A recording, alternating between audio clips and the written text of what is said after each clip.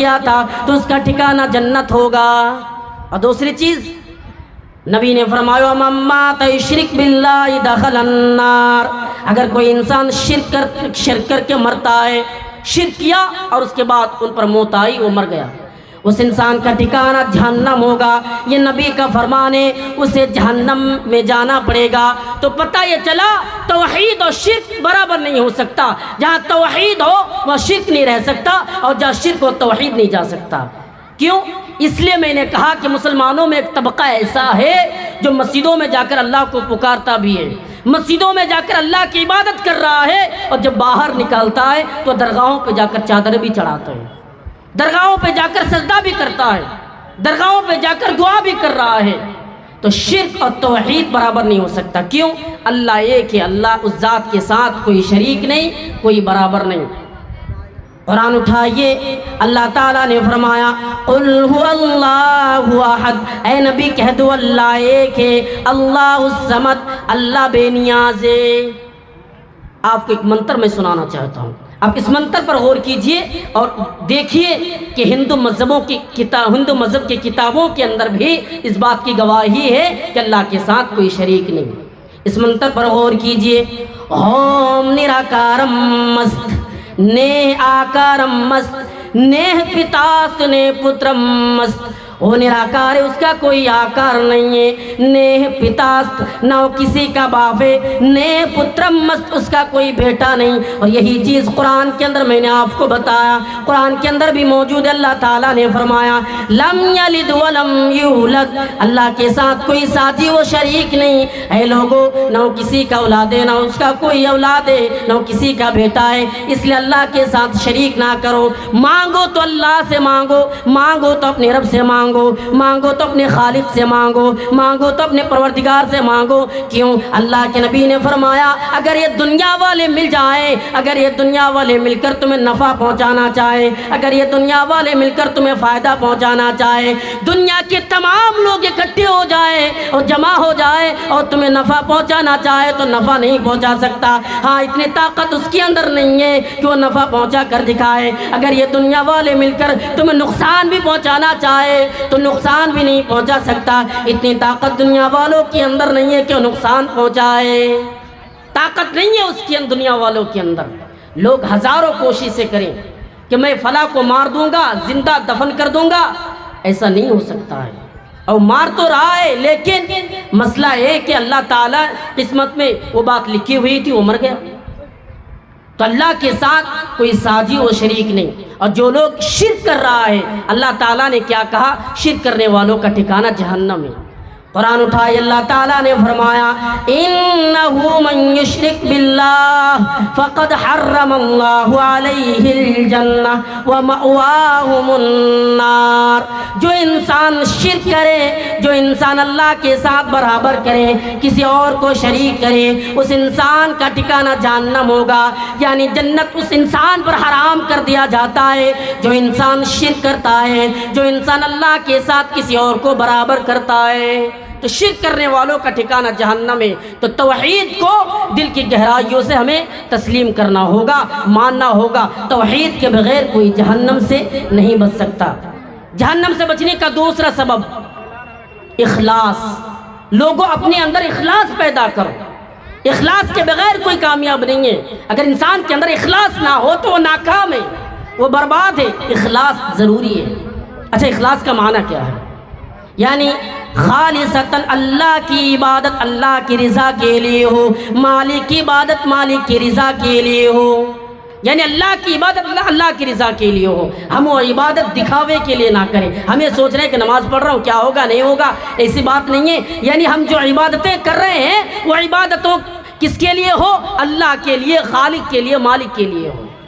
وہ عبادت میں کسی کو شریک نہ کرے اور دکھاوے کے لیے عمل نہ کرے۔ وہ انسان کامیاب ہوگا، وہ انسان کامیاب ہے جو انسان اللہ کی عبادت اللہ کی رضا کے لیے کر رہا ہے، لیکن جو انسان دکھاوے کے لیے عمل کر رہا ہے وہ ناکام ہے، اس انسان کا ٹھکانہ جہنم ہے۔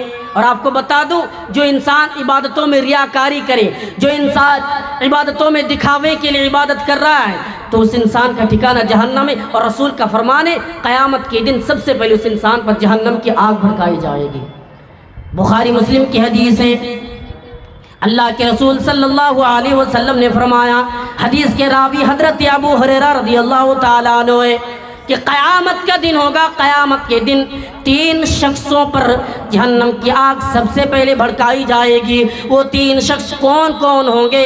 آئیے ذرا دیکھیے۔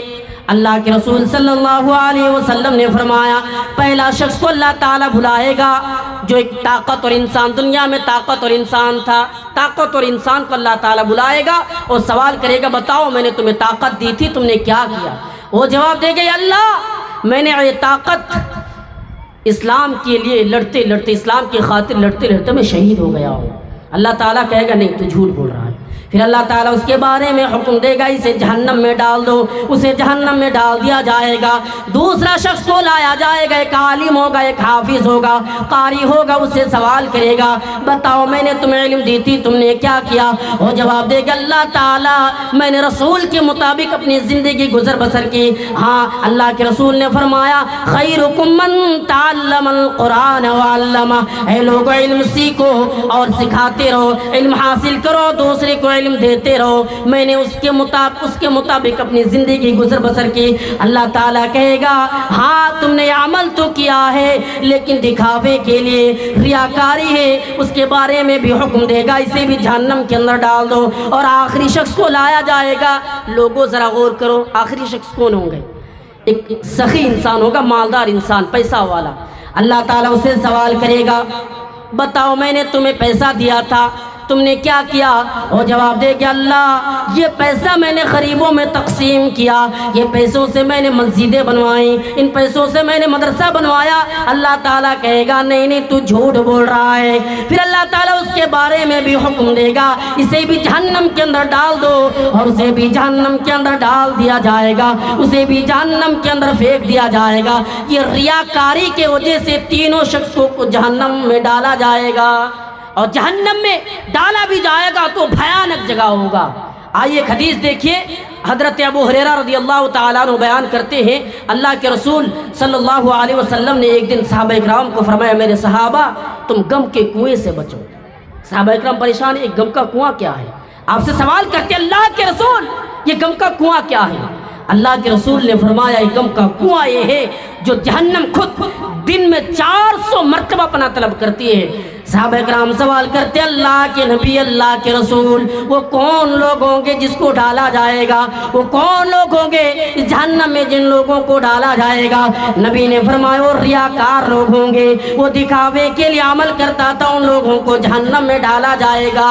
تو ہم جو عبادت کریں تو اللہ کی رضا کے لیے ہو، وہ اللہ کی عبادت اللہ کی رضا کے لیے ہو، مالک کی عبادت مالک کی رضا کے لیے ہو، دکھاوا نہ ہو، ہم دکھاوے کے لیے عبادت نہ کریں۔ جہنم سے بچنے کا تیسرا سبب دعائیں کرنا۔ لوگوں زیادہ سے زیادہ دعائیں کیا کرو۔ آج لوگ دعا نہیں کرتے ہیں۔ مسئلہ ہمارے ساتھ یہ ہے کہ ہم نماز نہیں پڑھتے۔ ہم مسجدوں میں جائیں گے تب نہ دعا کریں گے، ہم مسجدوں میں نہیں جاتے ہیں، دعا کیسے کریں؟ لوگوں دعائیں کیا کرو۔ اللہ تعالیٰ نے فرمایا، یہ جہنم کی آگ چمٹنے والی ہے، دعائیں کیا کرو، اللہ یہ جہنم کی آگ چمٹنے والی ہے، اللہ تو ہمیں عذاب جہنم سے بچا، یا اللہ تو جہنم کی آگ سے تو ہمیں بچا لے۔ اگر کوئی انسان دنیا کے اندر 3 مرتبہ جنت کا سوال کرے تو جنت یہ کہنے پہ مجبور ہو جاتی ہے کہ اللہ تیرا یہ بندہ بار بار دعا کر رہا ہے، یا اللہ تو اسے جنت کے اندر داخل کر دے، یا اللہ تیرا بندہ جنت مانگ رہا ہے تو جنت عطا کر۔ آئیے دیکھیے حدیث دیکھیے، حضرت انس رضی اللہ تعالیٰ عنہ بیان کرتے ہیں، اللہ کے رسول نے فرمایا، من سال اللہ الجنت 3 مرات، اگر کوئی 3 مرتبہ جنت سوال کرے، یا اللہ تو ہمیں جنت عطا کر، یا اللہ تو ہمیں جنت میں داخل کر دے، تو جنت یہ کہتی ہے، یا اللہ تیرا یہ بندہ بار بار دعا کر رہا ہے، جنت عطا کر، یا اللہ تیرے بندے کو جنت عطا کر، یا اللہ تو جنت میں داخل کر دے۔ آگے فرمایا، وَمَنِ اسْتَجَارَ مِنَ النار، اگر کوئی 3 مرتبہ یہ دعا کرے یا اللہ تو ہمیں جہنم سے بچا لے، تو جہنم یہ کہتی ہے یا اللہ تیرا یہ بندہ بار بار جہنم سے بچنے کی دعائیں کر رہے ہیں، یا اللہ تو اسے جہنم سے بچا لے۔ تو جنت و جہنم بھی یہ دعا کر رہے ہیں کہ اللہ تو بچا لے، لیکن آج ہم اور آپ دعا نہیں کرتے، دعاؤں سے غافل ہیں۔ آپ کو بتا دوں صحابہ اکرام جس طریقے سے قرآن کی آیتوں کو پڑھا کرتے تھے وہ دعا بھی پڑھا کیا کرتے تھے، اور اللہ کے رسول جس طریقے سے قرآن کی آیتوں کو سکھلایا کرتے تھے آپ نے دعا بھی سکھلائی۔ آئیے ایک حدیث دیکھیے، اللہ کے رسول نے لوگوں کو بتایا، لوگوں جس طریقے سے تم قرآن کی آیتوں کو پڑھتے ہو دعا بھی پڑھا کرو۔ وہ کون سی دعا ہے جو لوگ نمازی ہیں وہ نمازوں میں پڑھتا ہے؟ آئیے دعاؤں پر غور کیجئے۔ اللہم انی اعوذ بک من عذاب جہنم، یا اللہ تیری پناہ چاہتا ہوں عذاب جہنم سے، واعوذ بک من عذاب القبر، یا اللہ اور تیری پناہ چاہتا ہوں عذاب قبر سے، واعوذ بک من فتنة المسیح الدجال، یا اللہ اور تیری پناہ چاہتا ہوں دجال کے فتنوں سے، واعوذ بک من فتنة المحیا والممات، یا اللہ اور تیری پناہ چاہتا ہوں زندگی اور موت سے۔ دعائیں کیا کرو، آج لوگ دعا کرنا نہیں چاہتا، لوگ دنیا کی محبتوں کے پیچھے پڑا ہے، دعا کرنے کا وقت نہیں ہے اس کے پاس۔ حالات یہ ہے کہ بیوی بال بچوں کے پاس رہنے کا بھی ٹائم نہیں۔ اللہ کے رسول نے فرمایا جب تم دعا کرو تو دعا کے ساتھ دنیا بھی مانگا کرو اور آخرت بھی مانگا کرو۔ حضرت انس بیان کرتے ہیں اللہ کے رسول نے فرمایا ربنا آتنا فی الدنیا حسنۃ وفی الآخرۃ حسنۃ وقنا عذاب النار، یا اللہ تو ہمیں دنیا بھی عطا، یا اللہ تو ہمیں دنیا میں بھلائی عطا کر اور آخرت سے تو بچا لینا۔ اور سب سے بڑی دعا تو یہ ہے یا اللہ، اور سب سے بڑی بات تو یہ اللہ تو ہمیں عذاب جہنم سے بچا لینا، یا اللہ تو ہمیں عذاب جہنم کے اندر داخل نہ کرنا۔ لوگوں دعائیں کیا کرو، یہ جہنم سے بچنے کا تیسرا سبب ہے دعا کرنا، زیادہ سے زیادہ دعائیں کیا کرو۔ جہنم سے بچنے کا چوتھا سبب تقوی اختیار کرنا، یعنی اللہ کا ڈر پیدا کرنا، اپنے دلوں کے اندر اللہ کا ڈر پیدا کرنا۔ اور یہ ڈر ایک ایسی چیز ہے اگر انسان کے اندر پیدا ہو جائے، چاہے بوڑھے ہو، چاہے جوان ہو، چاہے کوئی عورت ہو، لڑکیاں ہو، کوئی بھی ہو جائے، اگر اس کے اندر اللہ کا ڈر ہے تو برائی کے قریب نہیں جا سکتا۔ ایک نوجوان بند کمرے کے اندر ہے، اس کو کوئی دیکھ نہیں رہا ہے، لیکن اللہ کا ڈر ہے تو وہ برائی نہیں کر سکتا، وہ کسی لڑکی کے ساتھ بات نہیں کر سکتا۔ کیوں؟ اس کے اندر اللہ کا ڈر ہے، اس کے اندر اللہ کا خوف ہے، اس کے اندر رب کا ڈر ہے، اس لیے بات نہیں کر سکتا۔ اور یہی ڈر انسان کو کامیاب کر دیتا ہے۔ قرآن اٹھائے اللہ تعالیٰ نے فرمایا وَإِن مِّنكُمْ إِلَّا وَرِدُهَا، ہاں کوئی ایسا شخص نہیں جس کا گزارا جہنم پر نہ ہو، یہ تو طے شدہ بات ہے، ہر انسان کا ٹھکانہ جہنم ہے۔ لیکن جو متقی لوگ ہوں گے، جو پرہیزگار لوگ ہوں گے، جو دیندار لوگ ہوں گے، اللہ تعالیٰ اس کو جہنم سے بچا لے گا۔ لیکن جو گنہگار ہوگا اس کا ٹھکانہ جہنم ہوگا، اسے جہنم میں جانا پڑے گا، اس کو جہنم میں داخل کیا جائے گا۔ تو تقوی پیدا کرے، اپنے اندر اللہ کا ڈر پیدا کرے، یہ ڈر انسان کو کامیاب کر دیتا ہے، اس لیے لوگ اللہ کا ڈر پیدا کرو۔ حضرت ابو ہریرہ رضی اللہ تعالیٰ عنہ بیان کرتے اللہ کے رسول سے سوال کیا گیا اے نبی آپ بتائیے وہ کون سی چیزیں جو جنت میں لے جانے والی ہے، وہ کون سی چیزیں جو انسان کو جنت میں پہنچانے والی ہے؟ اللہ کے رسول صلی اللہ علیہ وسلم نے فرمایا وہ 2 چیزیں جو جنت میں لے جانے والی ہیں، وہ 2 چیزیں کون کون سی ہیں؟ پہلی چیز اللہ کا ڈر، اگر انسان اللہ کا ڈر پیدا کر لے تو وہ کامیاب ہے۔ اور دوسری چیز اخلاق، یعنی اپنا اخلاق کو اچھا کیا کرو، اگر اخلاق ٹھیک ٹھاک ہے تو اللہ تعالیٰ آپ کو جہنم سے بچا لے گا۔ یہ 2 چیزیں ہیں جو جنت میں لے جانے والی ہیں۔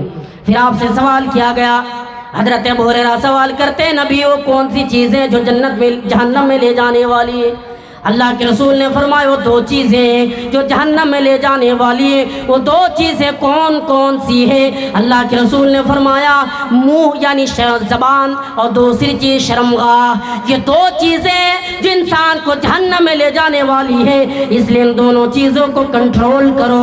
اور نبی نے کسی موقع پر کہا تھا اے لوگو تم دو چیزوں کی گارنٹی دو، میں تمہیں جنت کا گارنٹی دیتا ہوں۔ وہ دو چیزیں کون کون سی ہیں؟ پہلی چیز اللہ کا ڈر، اور دوسری چیز یعنی پہلی چیز زبان اور دوسری چیز شرمگاہ۔ اگر ان دونوں چیزوں کی گارنٹی تم دے رہے ہو تو میں تمہیں جنت کا گارنٹی دے رہا ہوں۔ یہ دو چیزیں جہنم میں لے جانے والی ہیں۔ انسان منہ سے گالی بھی دیتا ہے، انسان زبان منہ سے جھوٹ بھی بولتا ہے، لیکن فرق نہیں پڑتا۔ اور جہاں تک کہ شرمگاہ کا معاملہ ہے تو شرمگاہ کے بارے میں اللہ تعالیٰ نے فرمایا والذین هم لفروجهم حافظون، اے لوگوں اپنی شرمگاہوں کی حفاظت کرو۔ آگے فرمایا ہاں بیوی اور لونڈیوں کے پاس جانے میں کوئی ملامت نہیں، لیکن اس کے علاوہ اگر کوئی دوسرا راستہ تلاش کر رہا ہے، ڈھونڈ رہا تو وہ گناہگار ہوگا، وہ پاپی ہوگا، اسے جہنم میں جانا پڑے گا، وہ انسان جہنمی ہوگا جس کے علاوہ دوسرا راستہ تلاش کر رہا ہے، اس کے علاوہ دوسرا راستہ ڈھونڈ رہا ہے، وہ انسان گناہگار ہے، وہ انسان پاپی ہے، اسے جہنم میں جانا پڑے گا۔ تو اس لیے جہنم کو شہوت سے ڈھانپا گیا اور جنت کو ان چیزوں سے ڈھانپا گیا جو یعنی طبعی طور سے انسان پسند نہیں کرتا۔ انسان نماز پڑھنا نہیں چاہتا، انسان قرآن کی تلاوت کرنا نہیں چاہتا، دینی محفلوں میں بیٹھنا نہیں چاہتا، مجلسوں میں جلسوں میں آنا نہیں چاہتا۔ وہ آتے ہیں بازاروں شیئر کرتے ہیں اور پھر چلے جاتے ہیں، گھومتے ہیں اور ٹہلتے ہیں پھر چلے جاتے ہیں۔ اس لیے کیا کرنا ہے؟ ان چیزوں کی طرف دوڑے جو عبادتیں ہیں، اللہ کی عبادتیں کرے، رب کو راضی کرنے کی کوشش کرے۔ تقوی کا تقاضا ہے کہ انسان اللہ سے ڈرے، انسان اللہ کا خوف پیدا کرے، انسان رب کا ڈر پیدا کرے۔ جہنم سے بچنے کا پانچواں سبب، جہنم سے بچنے کا جو پانچواں سبب ہے روزے رکھنا۔ جب ہمارے پاس رمضان کا مہینہ آئے تو روزے رکھے۔ بہت سارے لوگ کیا کرتے ہیں، ارے رمضان کا مہینہ آیا چلو بھائی وہ ایسے ہی گزار دیتے ہیں، جس طریقے سے عام دنوں میں ابھی گزر رہا اس طریقے سے گزار دیتے ہیں۔ لیکن جہنم سے بچنے کا یہ بھی ایک ذریعہ ہے، کیوں اللہ کے نبی نے فرمایا جب رمضان کا مہینہ قریب آتا ہے تو جہنم یعنی جہنم کو بند کر دیا جاتا ہے، شیطانوں کو قید کر دیا جاتا ہے اور جنت کے دروازوں کو کھول دیا جاتا ہے۔ آپ کو بتا دوں اگر کوئی انسان رمضان کے مہینے میں روزے رکھے، ہاں روزے اس نے روزہ رکھا تو روزے کے بدولت یعنی یہ روزہ قیامت کے دن ڈھال بنے گا۔ اللہ کے رسول نے فرمایا ڈھال بنے گا۔ صحابہ کرام سوال کرتے نبی آپ بتائیے وہ کس طریقے سے ڈھال بنے گا؟ اللہ کے نبی نے فرمایا جس طریقے سے تم جنگ میں جاتے ہو اور کافروں کے وار سے، دشمنوں کے وار سے بچنے کے لیے تم ڈھال لیتے ہو، اسی طریقے سے یہ رمضان یعنی یہ روزہ بھی ڈھال بنے گا۔ اور آپ کو بتا دوں اللہ کو راضی کرنے کے لیے، مالک کو راضی کرنے کے لیے آپ نے صرف ایک روزہ رکھا، صرف 14-15 گھنٹے بھوکا پیاسا رہنا۔ میں فضیلت بتا رہا ہوں، آپ یہ نہ سمجھے کہ رمضان کا مہینہ آئے صرف ایک ہی روزہ رکھ کے چھوڑ دیں۔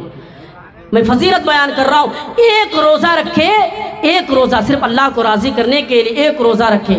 اللہ کے نبی نے فرمایا اس انسان اور جہنم کے درمیان ایک خندق بنا دیتی ہے، اور وہ خندق اتنی لمبائی ہوتی ہے، اتنی لمبائی ہوتی ہے جتنے آسمان اور زمین کے درمیان فاصلہ ہے۔ اس لیے جب رمضان کا مہینہ قریب آئے، جب رمضان کا مہینہ پاس آئے، اس رمضان کے مہینے میں روزے رکھے۔ لوگوں رمضان کے مہینے میں روزے رکھا کرو، رمضان کے مہینے میں اپنے اہل و عیال کو، اپنے گھر کے لوگوں کو، اپنے پڑوسیوں کو حکم دے کہ وہ بھی روزہ رکھے۔ جو لوگ شراب کا عادی ہیں، جو لوگ روزے سے دور ہیں، وہ لوگ بھی روزہ رکھا کریں۔ جہنم سے بچنے کا چھٹا سبب یعنی 40 دن تک مسلسل نماز ادا کرنا، یعنی وہ نماز جس میں تکبیر بھی فوت نہ ہو۔ اگر کوئی انسان مسلسل 40 دنوں تک نماز ادا کرتا ہے تو اللہ تعالیٰ کا اللہ کے رسول کا فرمان ہے اس انسان پر جہنم کو حرام کر دیا جاتا ہے، وہ انسان جہنم میں نہیں جا سکتا۔ یعنی مسلسل 40 دنوں تک نماز ادا کرنا ہے، اور اس عشرے میں کل 200 نمازیں ہوتی ہیں، اور یہ سودا کوئی مہنگا نہیں ہے، اس لیے لوگوں نمازیں پڑھا کرو۔ جب ہم نمازیں پڑھو یقیناً ہم اور آپ کامیاب ہو جائیں گے۔ اگر ہماری زندگی میں نماز ہے تو نماز نہیں ہے، جہنم سے بچنے کا ساتواں سبب فجر اور عصر کی نمازوں کو ہمیشہ پابندی کے ساتھ ادا کرنا۔ ویسے تو ہر نماز فرض ہے، انسان کو نماز ادا کرنا چاہیے، چاہے وہ ظہر کی نماز ہو چاہے عشاء کی نماز ہو، لیکن یہ جو 2 نمازیں ہیں ان دونوں نمازوں کی فضیلت کچھ الگ ہے۔ اللہ کے رسول نے فرمایا اگر کوئی انسان 2 ٹھنڈی نمازیں ادا کرے، یعنی طلوع آفتاب سے پہلے یعنی فجر کی نماز اور غروب آفتاب سے پہلے یعنی عصر کی نماز، اگر کوئی انسان ان دونوں نمازوں کو پڑھتا ہے تو ان نمازوں کے بدولت اللہ تعالیٰ اس انسان پر جہنم کو حرام کر دے گا۔ جہنم اس انسان پر حرام ہے جو ان دونوں نمازوں کو پڑھتا ہے۔ اس لیے لوگوں نمازیں پڑھا کرو، نماز ادا کیا کرو۔ اور عصر کی نمازوں فجر کی نمازوں کی فضیلت بتاؤ۔ السلام علیکم ورحمۃ اللہ۔ معذرت کے ساتھ یہ چونکہ ہمارا جلسہ آج کل جلسہ کی شکلیں کچھ بدل گئی ہے، اس وجہ سے علماء کرام کو روک کر کے کچھ اعلانات کرنا پڑ جاتا ہے، اس کے لیے میں لیکن وہی انسان اگر سو جائے اور سونے کے بعد اٹھتا ہے اور رات میں اٹھنے کے بعد وضو بنا رہا ہے، وضو بنانے کے بعد وہ پھر فجر کی نماز جماعت کے ساتھ ادا کرے تو نبی کا فرمان ہے اس انسان کو پوری رات کے قیام کے برابر ثواب عطا کیا جاتا ہے۔ یہ فجر کی نماز کی فضیلت ہے۔ اور جہاں تک کہ عصر کا معاملہ ہے تو اللہ تعالیٰ نے قرآن کے اندر فرمایا، اللہ تعالیٰ فرماتا ہے حافظوا علی الصلوات والصلاة الوسطى وقوموا للہ قانتین۔ اللہ تعالیٰ نے سب سے پہلے کہا اے لوگوں نمازیں پڑھا کرو۔ اللہ تعالیٰ نے سب سے پہلے یہ نہیں کہا کہ تم عصر کی نماز ادا کرو، سب سے پہلے اللہ نے کہا تم نمازیں ادا کرو، 5 ٹائم کی نمازیں پڑھا کرو۔ اس کے بعد فرمایا خاص کر کے جو درمیان والی نمازیں ان نمازوں کو پابندی کے ساتھ ادا کرو، نمازیں ادا کیا کریں، نماز پڑھنے کی کوشش کریں۔ آج لوگ مسجدوں سے دور ہیں، مسجدیں بنا لیں لیکن فرق نہیں پڑتا، اس لیے انسانوں نمازیں پڑھا کرو۔ اور دیکھیے نمازوں سے کس طریقے سے جوان بھاگ رہا ہے۔ جب اذان ہوتی ہے مسجدوں میں پکارا جاتا ہے حی علی الصلاۃ حی علی الفلاح، اے لوگوں نماز قائم کیا کرو، اے لوگ آؤ کامیابی کی طرف، تو پھر وہ لوگ بھاگ جاتے ہیں۔ کہاں؟ وہ موبائلوں کے پیچھے دوڑتا ہے، وہ لڑکیوں کے چکروں میں دوڑ رہا ہے، وہ مسجدوں میں آنا نہیں چاہتا۔ لوگوں نمازیں پڑھا کرو، لوگوں نمازیں قائم کیا کرو، اور خاص کر کے ان دونوں نمازوں کو ہمیشہ ادا کریں۔ نمبر 8 جہنم سے بچنے کا 8واں سبب یعنی ظہر سے پہلے 4 رکعت اور ظہر کے بعد 4 رکعت یعنی کل 8 رکعت نمازوں کو ہمیشہ ادا کرنا۔ اللہ کے رسول نے فرمایا اگر کوئی انسان ان 8 رکعت نمازوں کو ہمیشہ ادا کرتا ہے تو اللہ تعالیٰ اس انسان پر جہنم کو حرام کر دیتا ہے۔ آئیے حدیث دیکھیے، حدیث کے راوی حضرت ام حبیبہ رضی اللہ تعالیٰ عنہ بیان کرتی ہے اللہ کے رسول نے فرمایا اگر کوئی انسان یعنی ظہر سے پہلے 4 رکعت اور ظہر کے بعد 4 رکعت یعنی کل 8 رکعت نمازوں کو پڑھتا ہے تو اللہ تعالیٰ اس انسان پر جہنم کو حرام کر دیتا ہے۔ ہر دن پڑھنا پڑے گا، ان نمازوں کو پابندی کے ساتھ ادا کرنے کی کوشش کریں۔ جہنم سے بچنے کا 9واں سبب، جہنم سے بچنے کا جو 9واں طریقہ ہے، 9واں سبب ہے اللہ کے ڈر کی وجہ سے رونا۔ ایک ہے اللہ سے ڈرنا اور ایک ہے رونا۔ اللہ کے نبی نے فرمایا اگر کوئی انسان اللہ کے ڈر کی وجہ سے روتا ہے، اللہ کے خوف کی وجہ سے روتا ہے تو اس انسان کو جہنم سے آزاد کر دیتا ہے۔ وہ انسان جہنم سے آزاد ہے، وہ انسان جہنم میں نہیں جا سکتا۔ جو انسان اللہ کے ڈر کی وجہ سے روتا ہے، اللہ کے خوف کی وجہ سے روتا ہے، اور وہ آنکھیں جہنم میں نہیں جائے گی جو اللہ کے ڈر کی وجہ سے رویا کرتی ہے۔ اور آپ کو بتا دوں رونے کی فضیلت، اللہ کے نبی نے فرمایا قیامت کا دن ہوگا، قیامت کے دن انسان اپنے پسینے میں ڈوبتا ہوا ہوگا، اس وقت اللہ تعالیٰ اپنے کچھ خوش نصیب بندوں کو اپنے عرش کا سایہ دے گا۔ اللہ کے نبی نے فرمایا سبعۃ یظلھم اللہ فی ظلہ، یعنی وہ 7 طریقے کے لوگ ہوں گے جس کو اللہ تعالیٰ اپنے عرش کا سایہ دے گا، اور ان میں سے ایک انسان یہ بھی ہوگا، اللہ کے نبی نے فرمایا ورجل ذکر اللہ خالیا ففاضت عیناہ، جو اللہ کے ڈر کے وجہ سے روتا ہے، اللہ کے خوف کی وجہ سے روتے ہیں، اس انسان کو بھی اللہ تعالیٰ اپنے عرش کا سایہ عطا کرے گا۔ اس لیے لوگوں رویا کرو، یہ رونے کی فضیلت ہے۔ آج تو لوگ روتے نہیں ہیں، دل سخت ہو چکا ہے، وہ جانا نہیں چاہتا مسجدوں کے قریب، تہجد تو دور کی بات ہے، وہ عام نمازوں کی طرف بھاگتا نہیں۔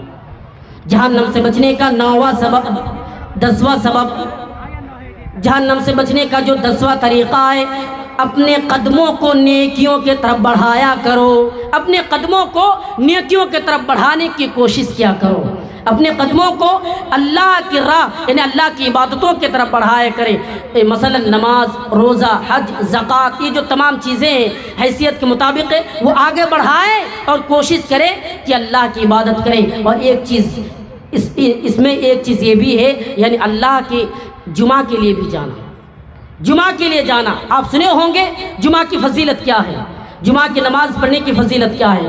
اللہ کے رسول نے فرمایا اگر کوئی انسان جمعہ کے دن غسل کرے، پھر اپنے اہل و عیال کو حکم دے، اپنے گھر کے لوگوں کو حکم دے کہ آپ غسل کرے، آپ لوگ بھی غسل کر لیں، پھر وہ لوگوں کو، بھائی کو، سارے لوگوں کو ساتھ میں لے کر وہ مسجد میں حاضر ہوتا ہے، اور پھر وہ اول وقت میں حاضر ہو رہا ہے یا شروع سے لے کر اخیر تک وہ خطبہ سن رہا ہے، تقریریں اس نے سنی، تو اللہ کے رسول کا فرمان ہے اس کے ایک قدم پر اللہ تعالیٰ 1 سال کے روزے کے برابر ثواب عطا کرے گا۔ اس لیے لوگوں جمعہ کی نماز ادا کرنے کی کوشش کریں، اور آپ یہ نہ سمجھے کہ ہم جمعہ کی نماز ادا کر لیے چھٹی ہو گئی، بس ایسا نہ سمجھیں، ایسا نہ سوچیں۔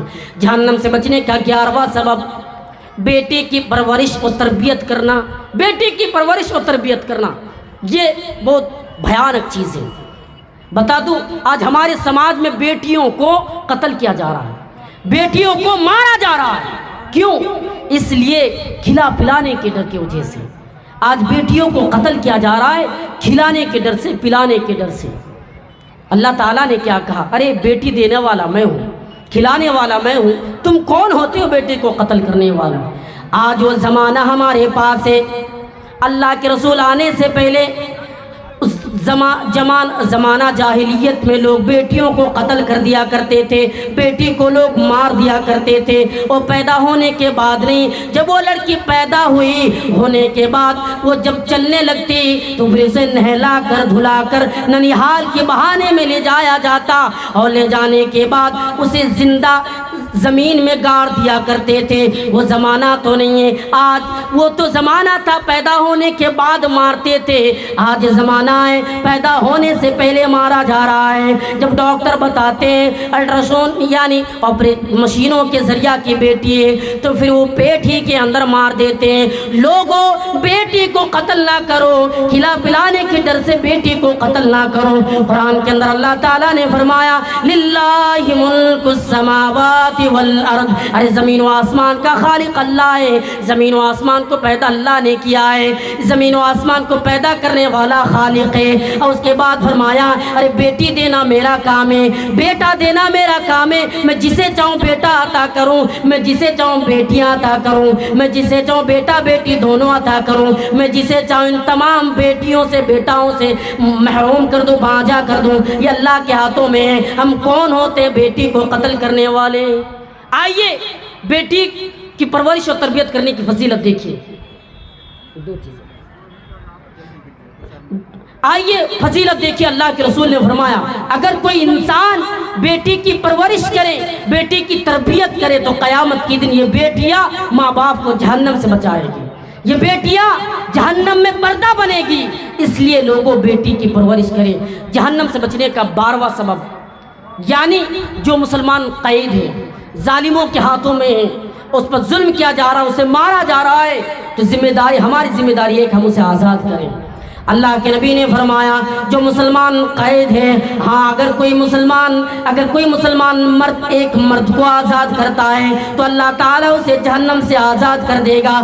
اگر کوئی مسلمان مرد 2 عورتوں کو آزاد کیا تو اللہ تعالیٰ اس انسان کو جہنم سے آزاد کر دے گا۔ اگر کوئی مسلمان عورت ایک عورت کو آزاد کرتی ہے تو اللہ تعالیٰ اس کو بھی جہنم سے آزاد کر دے گا، وہ عورت بھی آزاد ہو جائے گی، جہنم سے اللہ تعالیٰ اس کو بچا لے گا۔ اور آخری چیز، جہنم سے بچنے کا آخری سبب بیان کر کے میں اپنی بات ختم کروں گا، یعنی حسن اخلاق کا مظاہرہ کرنا، اخلاق کو اچھا کرنا۔ میں بیچ میں آپ کو بتایا کہ اخلاق کی وجہ سے انسان جنت کے اندر بھی داخل ہوتا ہے، اور یہ اخلاق بڑی قیمتی چیز ہے۔ اگر انسان کے اندر اخلاق نہ ہو، بد اخلاق ہے تو اسے کوئی دیکھنا نہیں چاہے گا، وہ بدچلن ہے تو اس کو سماج میں غلط نظروں سے دیکھا جائے گا۔ اس لیے اخلاق کو اچھا کرے۔ اور آپ کو بتا دوں، ہم نہیں، ارے سلف صالحین بھی پوری رات دعائیں کیا کرتے تھے، یا اللہ تو نے مجھے اچھا بنایا، اخلاق کو اچھا بنا دے۔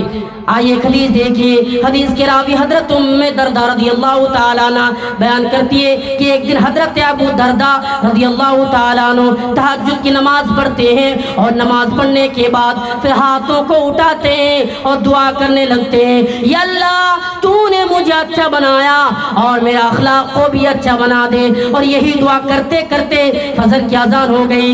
ام دردہ بیان کرتی ہے، میرا سرتاج کیا بات ہے، آپ تہجد کی نماز کے بعد ایک ہی دعا کر رہے ہیں، اب تو اذان ہو گئی ہے۔ حضرت ابو دردہ کہتے ہیں، اے میری بیوی، اگر انسان کا اخلاق ٹھیک ہے تو جنت میں داخل ہوگا، ہاں اس کا ٹھکانہ جنت ہوگا، جہنم کو حرام کر دیا جائے گا۔ اگر انسان بد اخلاق ہے، بد چلن ہے تو اسے جہنم میں جانا پڑے گا۔ اس لیے لوگوں، اخلاق کو اچھا کرو، بد اخلاق بنانے کی کوشش نہ کریں، اخلاق کو اچھا کرے۔ اگر انسان کا اخلاق ٹھیک نہیں ہے تو وہ ناکام ہے، وہ برباد ہے۔ یہ چند چیزیں تھی میں نے آپ کے سامنے ذکر کیا، آپ لوگوں سے گزارش ہے ان پر عمل کرنے کی کوشش کریں۔ آخر میں اللہ تعالیٰ سے دعا ہے ہم تمام لوگوں کو جہنم سے بچنے کے اسبابوں پر عمل کرنے کی توفیق عطا فرمائیں، آمین۔